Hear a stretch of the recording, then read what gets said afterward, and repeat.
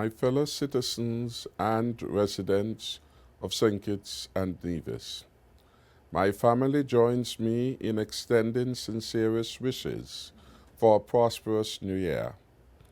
New Year's Day should always be a period for new beginnings and a fresh start. It should also witness the continuation of those good things at which we have excelled. The start of a new year should also be a time in which we make adjustments in those areas where we have noticed underperformance and room for improvement. New Year's Day 2016 should be a time for rejoicing and for giving thanks to God for His mercies and providence in the past 12 months. New Year's Day 2016 is also a time for renewed hope and optimism for our people and our country. The people of St. Kitts and Nevis have so much to be thankful for. In the past 10 months, we took great strides towards restoring democracy and good governance following the February 2015 general elections that resulted in the Team Unity administration assuming office. History would recall that Election Day 2015 was a watershed moment for our country, as it brought to an end a protracted 26-month election campaign that witnessed steel-belted resistance to the tabling of the December 2012 motion of no confidence by the Douglas-led regime that has now been ousted from power. In the end, justice prevailed. Through much prayer and intercession, our omnipotent God facilitated justice from the Privy Council. For all this, we must never cease in proclaiming, "To God be the glory, great things He has done." The year 2016 promises to be a bright and prosperous one for the Federation of St. Kitts and Nevis. It is expected to be a period marked by continued growth, development, continued advancement, and general improvement in our domestic affairs, our human condition, our placement on the world stage, and our overall competitive advantage realized through trade, investment, knowledge management, and national productivity. The International Monetary Fund has predicted that St. Kitts and Nevis's economy is expected to grow by at least 4.6% in 2016. This forecast will therefore place the Federation among the best performing economies, not just in CARICOM, but in Latin America and the Caribbean and the wider global community. Such consistent levels of growth provide the resources and fiscal space for us to have provided a tax-free budget for 2016, a situation which we ought not to take for granted and rather should celebrate. Recent tax measures imposed by the government of Barbados and Trinidad and Tobago only a few days ago point to the stark contrast in the strength of our fiscal situation. One may recall that in my 2015 Christmas message, I addressed the highly anticipated improvements in healthcare delivery. These included the long overdue renovations to the Mary Charles Hospital in Molyneux and the establishment of an oncology unit at the Draine France General Hospital for the benefit of our cancer patients. The poor in our Federation will benefit most from the considerable improvement in our budgetary allocation for medication. Our public health centers and pharmacies will be better stocked with prescription drugs. Our Team Unity government is excited about these and other upgrades in healthcare, since our advancement as a people is measured largely by the health and well-being of our citizens and residents. This realization led us early in our tenure to remove the burdensome 17% VAT on medication. A highlight of the new year 2016 is going to be the start of construction works on a brand new Bastia High School. This project has been long in coming, and the parents, teachers, and students at that school deserve to have a return to normalcy. Our government is heartened by the fact that the start of the new school term will see the teachers and students of the Bastia High School move into their temporary location at Taylor's while construction commences and their permanent modern educational complex. It is a firm promise made, and a firm promise that we will keep. 2016 should be a bumper year for the Federation in terms of tourism development.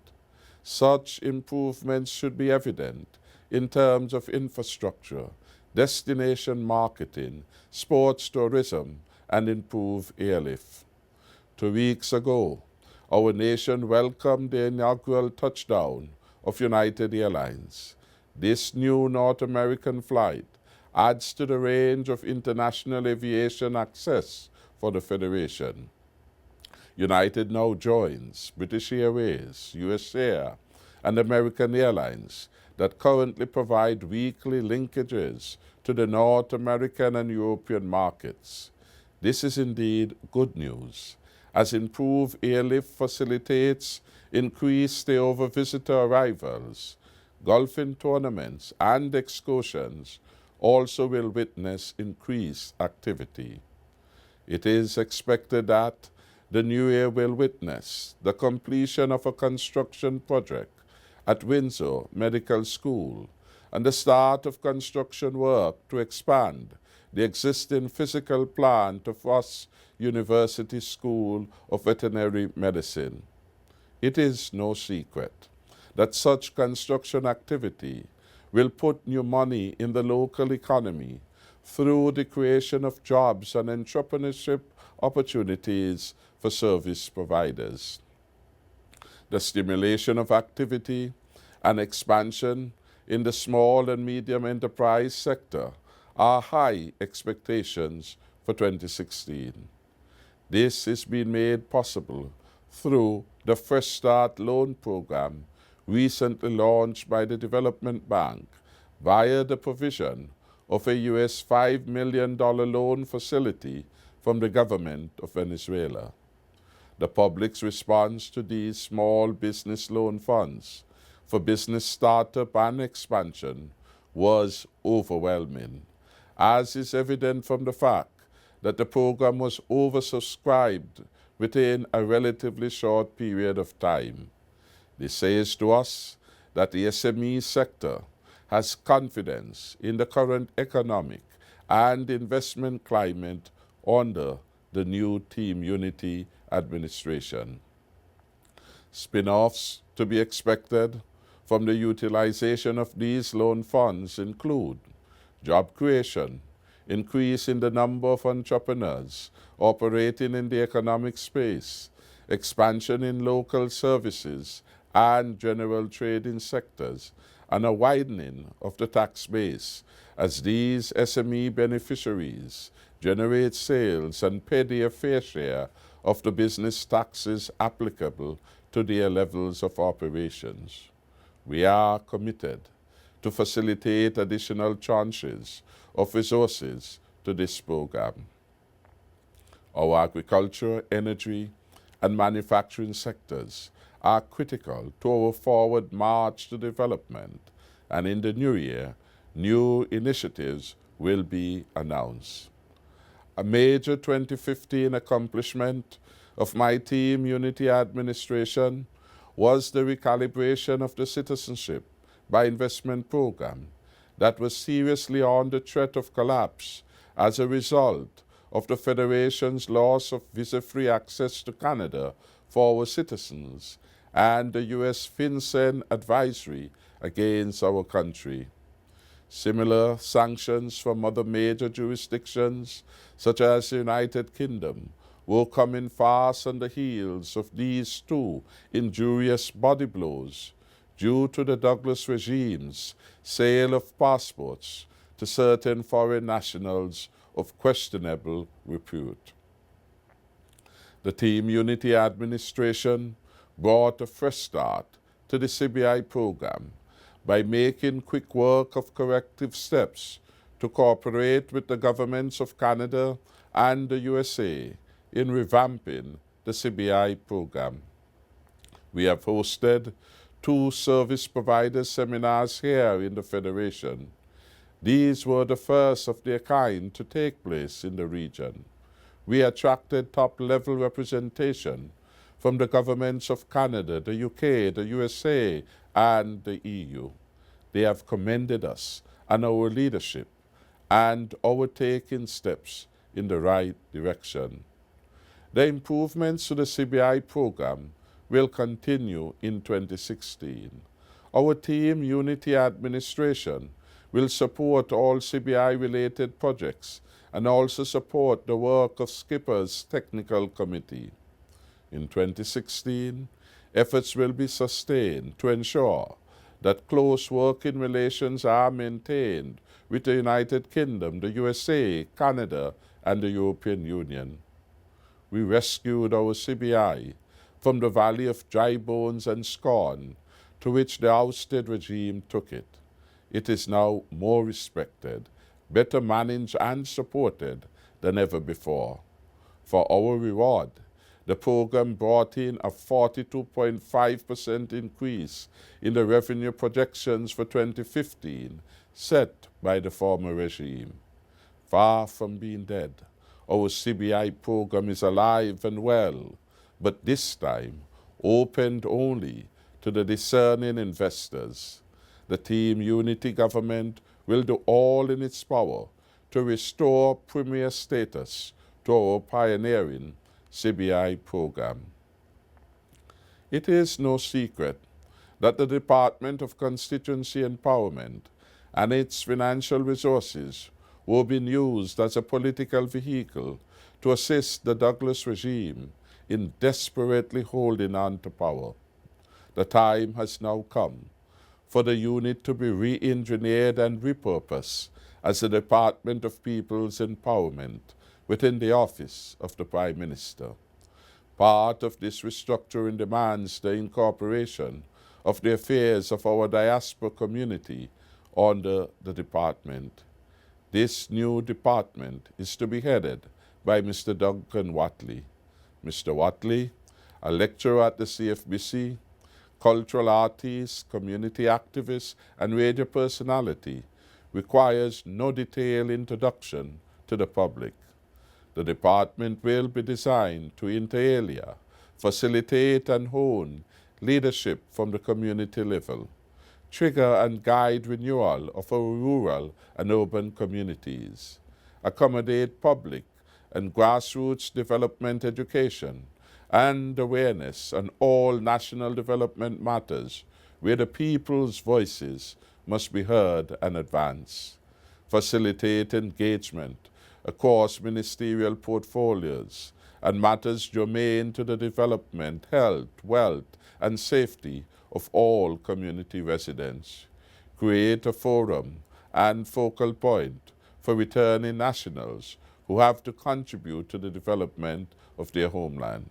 The safety and security of the citizens of St. Kitts and Nevis have been a major focus for the Team Unity administration in 2015.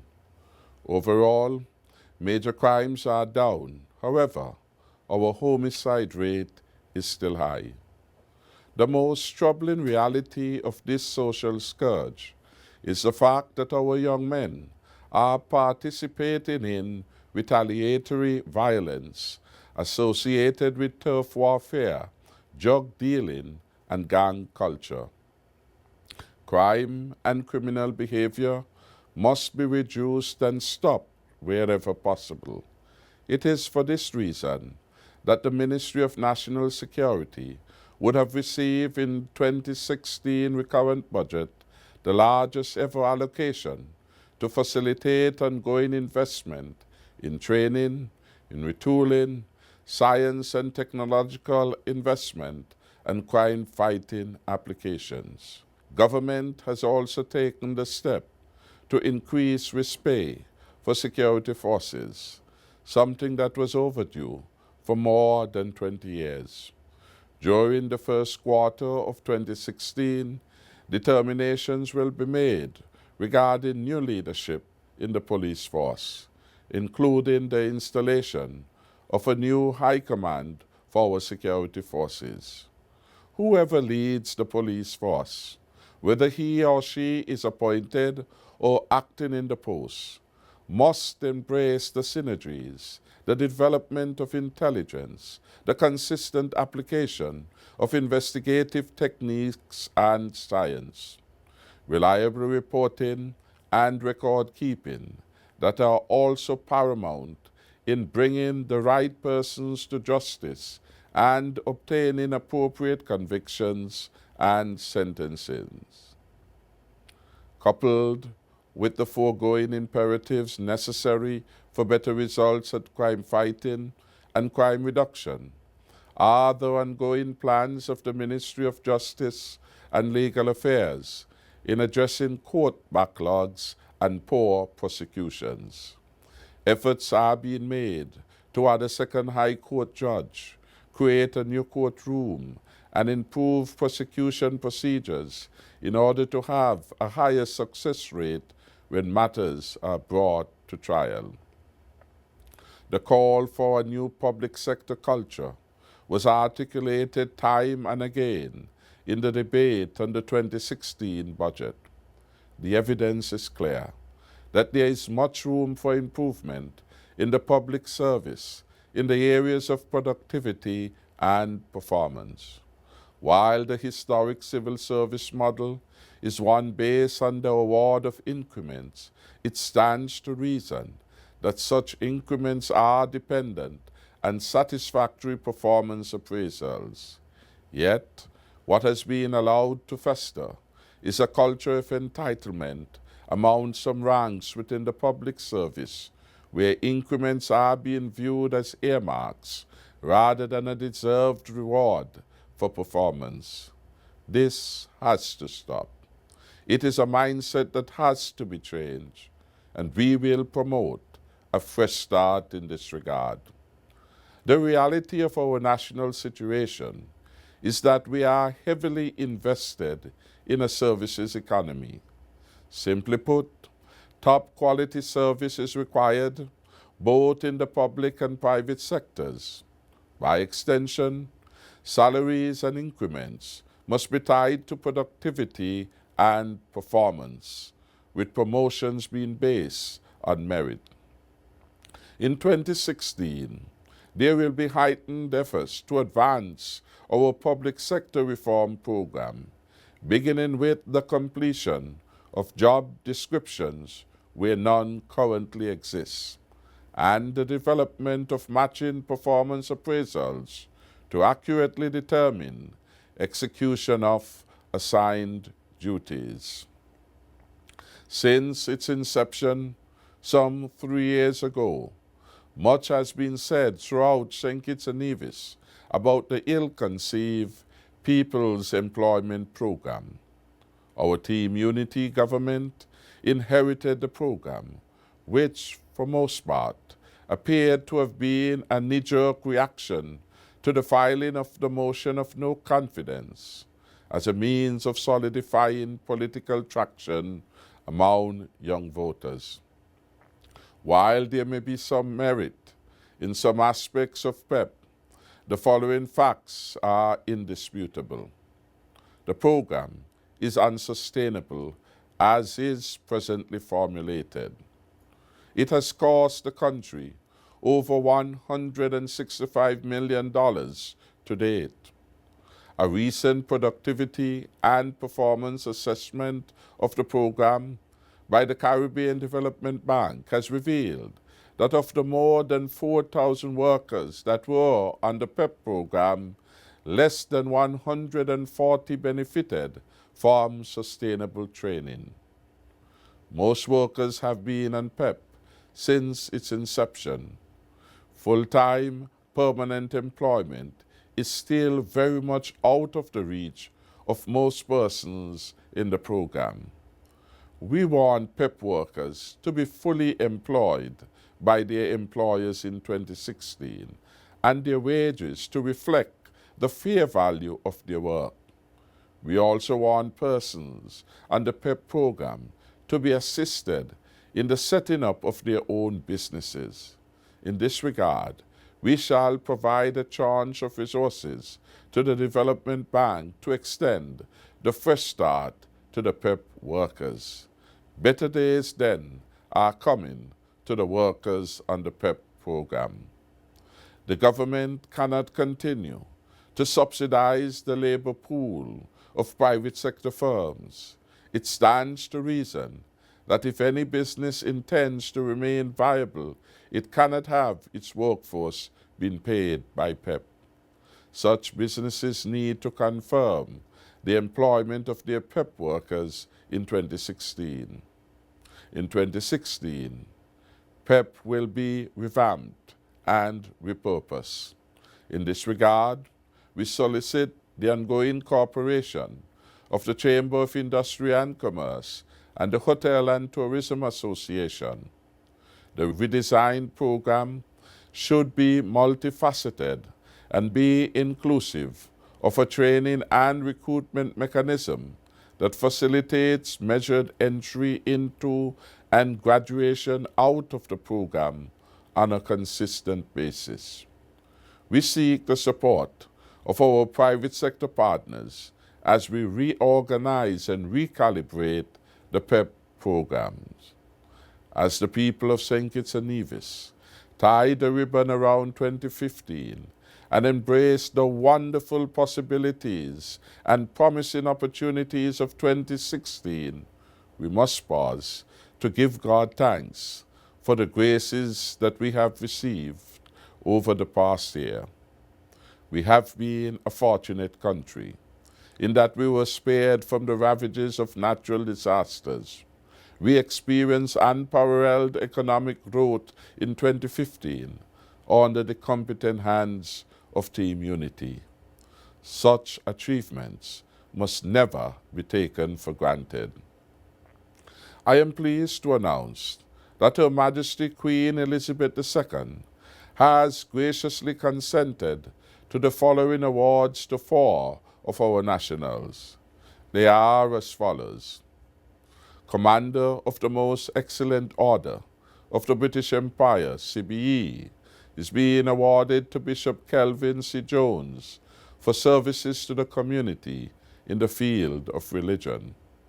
The members and friends of the Mount Carmel Baptist Church are smiling at this well-deserved honor bestowed on Bishop Jones. Officer of the Most Excellent Order of the British Empire, OBE, is being conferred on Miss Clarita V. Richards for services to education, music, and public administration. Member of the Most Excellent Order of the British Empire, MBE, is being conferred on Mrs. Ruperta P. Richards Leader for her contribution to healthcare service. Member of the Most Excellent Order of the British Empire, MBE, is being conferred on Mr. Keith I. Scarborough for cultural and community service. On behalf of the government of St. Kitts and Nevis, I also salute them for their sterling national service, which has resulted in the royal recognition now being bestowed on them all. We trust that the example and legacy of all awardees will serve as a model for our younger generations to emulate. As we look towards the future and prepare ourselves to face the challenges that may confront us, we should do so as a people of faith. Constitutionally, ours is a Christian nation given to us by God. We do these things by educating our people, by protecting our vulnerable citizens, and by raising a generation of young people with greater coping skills, emotional maturity, and respect for the dignity of others. Country above self also calls for self-sacrifice. Each of us has it within us to give for the good of country and for the securing of a future for generations yet unborn. Let us therefore greet the new year 2016 with open arms, assured that every move that we make is done with prior consultation and guidance from Almighty God. In deciding on the theme for this year's address, 2016, a year of wonderful possibilities and promising opportunities, I was inspired by and have taken to heart the words of Jeremiah 29 verse 11, which are, I quote, "For I know the plans I have for you, declares the Lord, plans to prosper you and not to harm you, plans to give you hope and a future," end of quote. On behalf of our team Unity Government, I humbly ask you to constantly keep our land, our people, and our national leaders in prayer. This is our nation to love, to treasure, to develop, and to defend. This Team Unity administration assumed office based on prayer and intercession, and upon the faith and courage of countless individuals who have put our country above partisan politics. That being said, it is my intention to consult with our religious leaders through the Minister of Ecclesiastic Affairs, the Honourable Vance Emery, to convene a week of prayer early in this new year. We are mindful that we need God's guidance and protection as we embark on this new year, and that holding fast to our spiritual and moral values is an imperative for taking us forward and upward. Our tripartite government system has begun to shift the paradigm of our historical political constructs. This fresh approach to governance has resulted in the best relations between St. Kitts and Nevis ever seen since our tiny islands were thrown together by Great Britain over a century ago. What is necessary now is for us to build upon the bridges that are being formed and underpinned, and then take our Twin Island Federation to the next level. Together we can make it as a nation, but it starts at the individual level. Let us continue on that journey now for the good of the people of the Federation of St. Kitts and Nevis, and for generations yet unborn.